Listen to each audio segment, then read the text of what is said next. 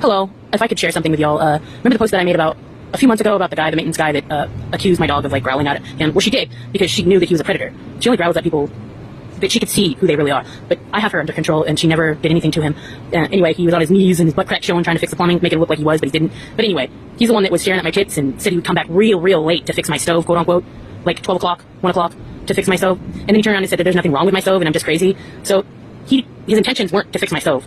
And if I would have said yes because I was desperate to try to get my stove fixed, it would have been my fault that he did something to me. And he's continuously coming after me, and I told him to leave me alone after that last interaction, the last post. I said, leave me alone.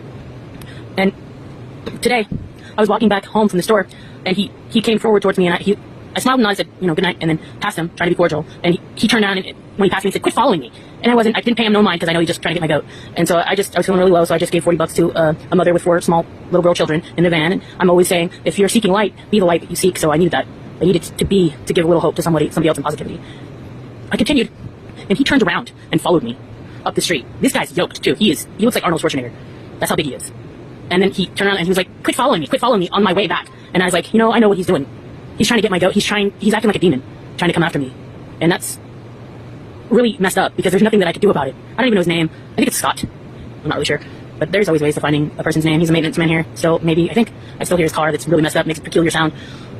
But it's on the way to the store. Like this Asian lady had a stroller full of puppies. There's 3 little puppies, and I was feeling bad because my knees kind of hurt. And I was like, man, I was having a really shitty day until I seen these beautiful puppies.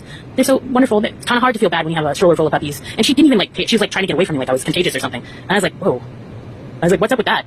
And she stopped an officer and said, officer, she said shitty. Because I said shitty. She stopped an officer because I said the word shitty. Oh man, we're so messed up. It's just a lack of communication. It's a lack of communication skills. I understand that. She probably doesn't understand English all the way, but it's just things like that make me feel like there is something trying to lock me up in an institution, and they're bound and determined to do it because I can feel it, but it's not going to happen. I'm not hurting anybody. I stay to myself. I'm here with my dog, and I stay to myself pretty much. And most of the time when I go out, I try to be as positive as I can. And then demons like that come around, and there's nothing I can do about it. What am I going to do to protect myself? It's just me. I don't have anybody else.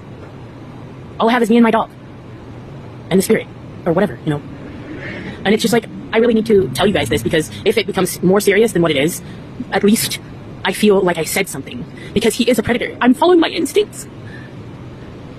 I'm following my instincts and trying to protect myself against a person that wishes me harm. And his poison is so powerful because I think he lives upstairs with a bunch of other people that are maintenance people. They also do drugs and stuff and whatever.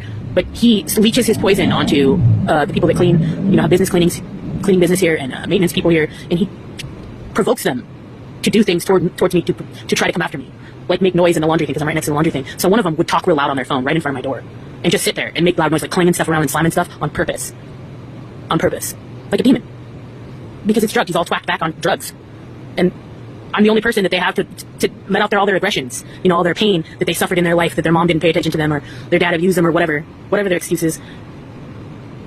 And I can't get away from it. It's like everywhere I go, it's like human beings are so messed up. And there's no way to fix it. I didn't do anything to this man. I just asked him to leave me alone. I didn't do anything. Didn't take anything from him. Except for his pride, maybe. Because I didn't want any of what he was offering.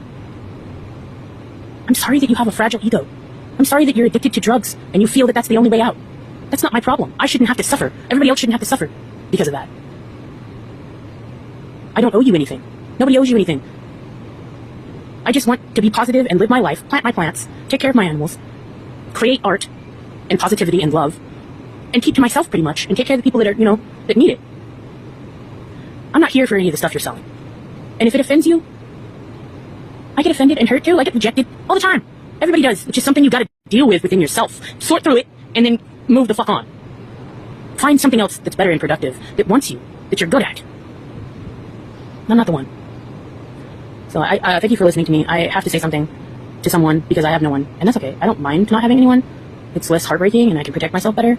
But in this kind of situation, it is good to have people because they can help you get through it and make suggestions and kind of be there to give you love and all that jazz stuff that I don't usually have. I give it. I'm really good at giving it. I never, hardly ever get it back.